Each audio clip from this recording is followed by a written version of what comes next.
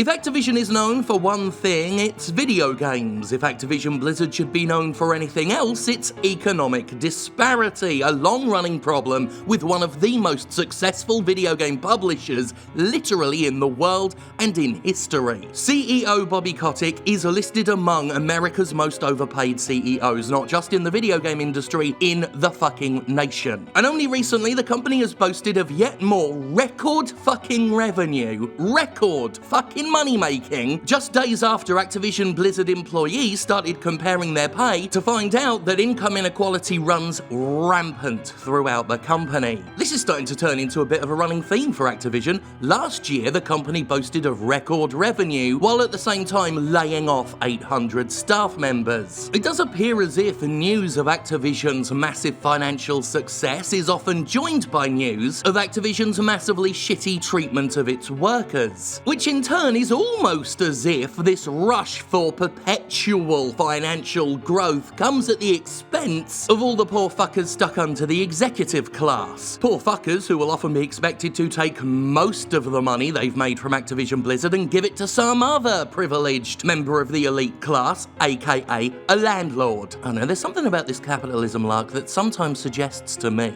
that it's about keeping rich people rich and poor people poor. But anyway, for the second year in a row, we have news of Activision's massive money successes, juxtaposed against news of how financially unsuccessful people in the company actually are. People in the lower rungs, like quality assurance when they're not being laid off to save the company a little extra scratch, are finding themselves making just barely above minimum wage while living in some of the most expensive places in the country. Much of the game industry does business in San Francisco. Activision's headquarters is in Santa Monica, and while Activision CEO Bobby Kotick makes $40 million a year on top of being a billionaire, some of the people working to make him that fucking money are having to skip meals to save their money. And make no mistake, that's what's happening here. The people working at Activision Blizzard are the people making the money that Bobby Kotick gets to take home in the millions. They're making him that money, and yet they, in some cases, are literally going hungry, while he,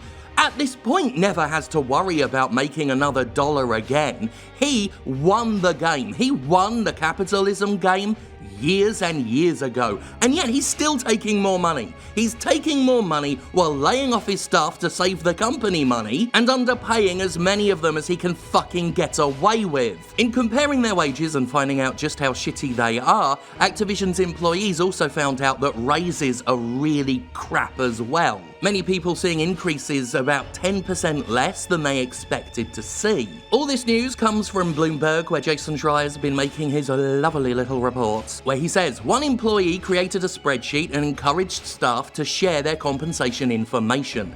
The anonymous document, reviewed by Bloomberg News, contains dozens of purported Blizzard salaries and pay bumps. Most of the raises are below 10%, significantly less than Blizzard employees said they expected following the study. Our goal has always been to ensure we compensate our employees fairly and competitively, Activision Blizzard spokeswoman Jessica Taylor said. We are constantly reviewing compensation philosophies to better recognise the talent of our highest performers and keep us competitive in the industry, all with the aim of rewarding and investing more in top employees. Blizzard claims that salary increases for these top performers has been 20% more than in previous years and that they gave out more promotions. But that doesn't change the fact that Bobby Kotick brings home about $40 million a year. Recently pissed off an actual shareholder because Bobby's trying to make more money off the company in sketchy ways, all while staff at the lowest echelons of Activision Blizzard are fucking struggling.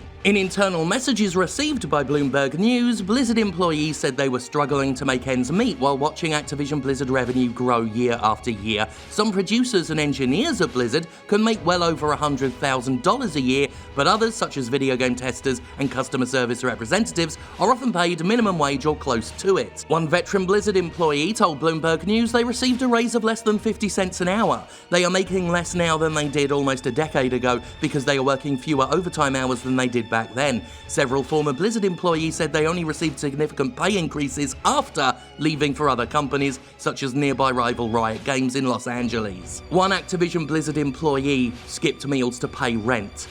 Another would only eat oatmeal and bail on lunches because, well, that's what they could afford. They couldn't afford to buy food at the company cafeteria. That's a phrase that's in this report. That's a thing that's happened. Activision Blizzard has underpaid some of its workers to such a degree they can't afford the food that Activision Blizzard is selling them. All while the company tells its shareholders that it is massively successful, that it is breaking financial records.